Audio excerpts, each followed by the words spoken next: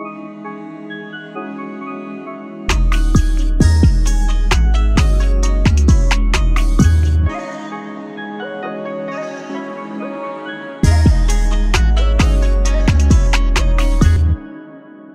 in One Piece chapter 946, we left off with Big Mom. She's about to eradicate Hyogoro and Luffy. And at this point, Luffy is trying to utilize this new form of Haki to protect himself and Hyogoro, because they said if Luffy does not do this, Hyogoro is going to die. So Luffy, with the stakes being that high, Hyogoro figured that Luffy will be able to pull this new form of this new level of Haki out of him. This chapter actually begins with a scene from Sabaody. If you remember chapter 504, when Rayleigh was able to save Kami from the cuffs using his advanced level of Haki. Now there's a slight difference in how Oda showed that actual moment, because back then when Rayleigh did it, it was just shown as Rayleigh using some high-speed move to take the collar off of Kami. This time it looked like Rayleigh hakied up and he saw him destroy the actual collar and he threw it away. Now one perspective is that back then, we know from Luffy's perspective, he couldn't see Haki, so for him it didn't make sense and he can see it, so therefore we couldn't see it. The next perspective is Oda is leaving it open so that once he goes throughout the story or progresses through the story, he can add on two different things, and that's how we see in this actual chapter really hakied up, hand turned black, the collar actually crushed, and really was able to throw it away that way. Back then, how Oda illustrated it, it was too fast to even see what Rayleigh did, so I can understand in which we couldn't see what Rayleigh was able to do. However, Rayleigh's arm did turn black, and again, this black form of Haki was not a thing until post time skip. So Oda felt post time skip he had to find a better way to show Haki. So therefore we started seeing Haki post time skip as armament black. So for the most part, I don't mind it too much because again, it's a system that wasn't fleshed out. Like if Haki had been established from the beginning of the series, objectively, I think the series would be better as far as power scaling is involved, because there would be an accurate gauge of how things work using Haki and different strengths and weaknesses, using devil fruits and countering devil fruits with this Haki. However, I think it's fine how he did it because we didn't see back then how he was able to do it. Really did it so quickly, we couldn't see the black and the collar got off, right? This time, Oda is showing us that Rayleigh was able to infuse this collar with Haki and therefore crush it and take it off. I really don't mind the explanation whatsoever, but as we get towards different parts of the chapter, I'll tell you what issues I may have with it, or I did have with it. Luffy even acknowledges in this chapter that the Haki Rayleigh used back then is the same thing he just used on his collar and Hyogoro's collar, and at this point he's trying to replicate that, but again he said he doesn't remember what he did. He was just trying so desperately hard to get it off, he can't figure out exactly the technique to do it again. And Oda using Hyogoro with his dialogue here I think is aptly placed, because Hyogoro is basically saying whatever Luffy did, it's even more advanced than what Hyogoro was trying to show him. So Luffy at this point is skipping different levels of Haki and is trying to get Luffy closer to Kaido's level, or to be able to damage Kaido or even other Yonko. And he said based on Luffy doing that level of Haki, he should be able to stop Big Mom, because we know Big Mom, she's a raging monster, and that's the only way one can hope to stop Big Mom. And it was stated that Hyogoro's life is in danger, so Luffy has to stop Big Mom or else he's going to die. So it seems like Luffy's getting the concept because his hands are glowing at this point, and it's only a matter of time before Luffy will be able to wield this level of Haki pretty freely or seamlessly. And again, Luffy learns things pretty quickly, so I expect it really soon. But what I thought was interesting was that the Smile users, the people were standing around saying there's no way you can block someone like that. She's a monster. Are you stupid? And Luffy's there trying to stop Big Mom from killing himself and Hyogoro. So Big Mom actually used an open palm herself to slap Hyogoro and Luffy because he was not able to stop it. And I absolutely love that. I think in shonen, most times in a moment like this, Luffy would stop it. It would be a moment in which Luffy overcame. He's stopping Big Mom. He is already declared a Yonko, so for him stopping another Yonko, it should be okay because he's considered one himself. However, Big Mom sent Hyogoro and Luffy flying into a wall, which makes sense because he doesn't have a grasp of the concept yet. He should get sent away because Big Mom and the other Yonko are shown to be on another level from Luffy. And again, Wano still has a lot of time left for him to learn this new technique. And I'm sure we're going to have a moment again in the future in which Big Mom tries to hit Luffy and Luffy's able to stop it because he has that higher form of Haki. However, in One Piece, normally the stakes are raised to a certain bar and then it doesn't really live up to the stakes that it was raised ways to, because Hyogoro, he didn't die, obviously, right? And he didn't die because he said he protected himself from Ryo, but it was stated that if Big Mom is able to do that, then his life is in danger. Granted, it did not specify whether or not he used Ryu, his life would be in danger, but I'm assuming with him defending as much as he could, his life would be in danger. And it's a small thing. It's not that huge because Hyogoro is not a character in which I care if he lives or dies. So him being alive, it's whatever. He's training Luffy and motivating Luffy, so him staying alive makes sense. It's almost hyperbole how things happen in One Piece, and it makes sense because hyperbole is an exaggeration, and One Piece, most things are exaggerated. Most things are over the top, and that's somewhat the essence of what One Piece is. So Gramps did live, and then Gramps goes into some more explanation of Haki, so he's being aptly used because it makes sense, because Luffy, he has some knowledge of Haki, has really taught him the basics and really wanted him to go through and learn these advanced techniques on his own. So Gramps explains what he can teach Luffy is the Ryo, and that covers the outside of the body, in other words, Haki, and it's illustrated as somewhat an outside invisible armor outside of Musoshoku Haki, because the arm that's shown is cladded in armament black, and there's an outside aura around it which shows that that's the Ryo that Hyogoro is talking about. So Ryo is a version of invisible armor even already around your hand that's clad in Haki. So he says with this technique it increases the strength of your attacks, and it is also a powerful ability. So with this technique, using the invisible armor, of course it can be used as offense or defense. So for someone like Shanks, when he blocked Akainu's punch, I wish Oda would redo Marineford with Haki being used. I'm sure Shanks was using that form of Haki to stop the magma and the, the collateral from going towards Kobe or going towards himself. And Shanks being the most regular Yonko, I'm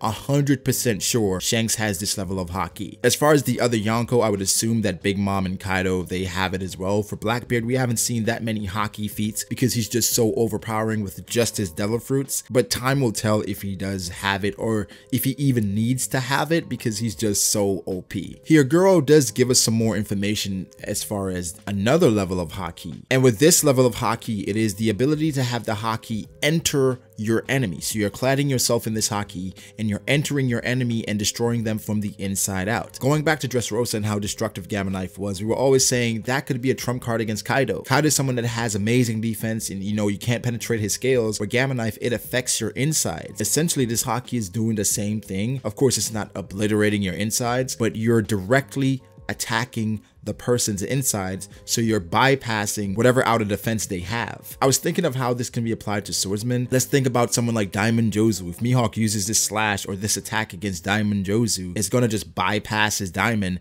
and attack him directly. For this though, I wonder if it can be used on shockwaves or it has to be a direct contact with the weapon, because then that would make sense on how Diamond Jozu was able to just block Mihawk's attack. That's a completely different conversation. So for right now, let's just stay on task. And this next level of Haki, I think is going to be very convenient and helpful to defeat stronger opponents, because we know for Big Mom, amazing defense, for Kaido, amazing defense, and we know for Blackbeard, he doesn't have amazing defense, but he has crazy endurance. And of course, something like this, being hit with something like this is going to affect him more. Even more than that, facing Blackbeard, your Devil Fruit is probably going to be nullified. So you want to have next levels of Haki to be able to damage him, right? So just in case Blackbeard is able to take your Devil Fruit power away, not permanently of course, but if he's able to take it away temporarily, you have another way to damage Blackbeard. So Luffy, how he destroyed the collar again, was able to use that advanced form of Haki, and Hyogoro is telling him that you already mastered it, you just don't know it yet. So for him, he has to just hone it in and just do it.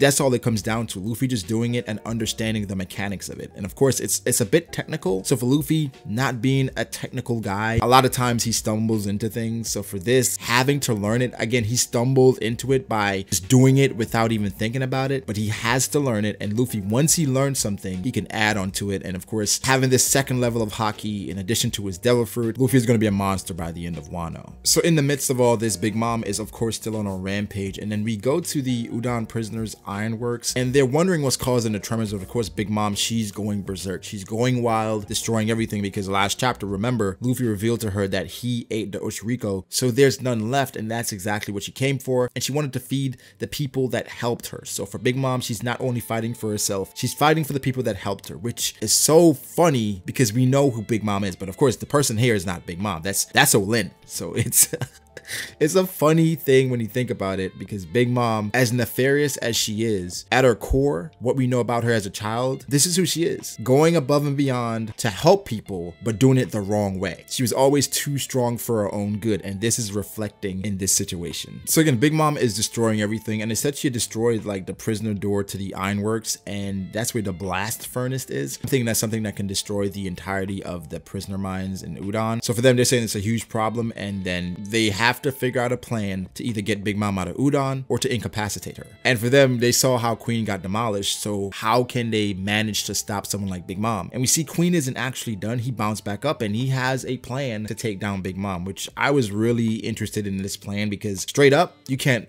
do anything to Big Mom, even when she's nerfed. I was super interested to see what amazing plan Queen had come up with to overcome Olin. So what they ended up doing was using Big Mom's instincts and her pangs against her. So they said that Big Mom's like a wild boar. She's going to continuously go in a straight line. So what they did was they set up the Oshiruko somewhere that she could see it. So once she goes to where the Oshiruko was, Queen was going to pile dive off the top rope and just ram his head into Big Mom's. What Queen didn't account for though is that the Brachio bomber actually gave Big Mom her memories back. So now Olin is gone and Big Mom is truly here. So another level has been awakened. That's what Queen didn't account for. However, fortunately, unfortunately, Big Mom then passes out. But before Big Mom passes out and falls asleep, she looks at Queen, because she's remembering everything at this point, and she calls Queen Kaido's lackey. And Queen notices the difference in Big Mom, in their temperament, in the power. He feels it. So for her and the vibe around Big Mom, he is freaking out because he's thinking they're finished. And again, for Big Mom, what we know about how nefarious she is and how destructive Big Mom can be, Udon only got the tip of the iceberg.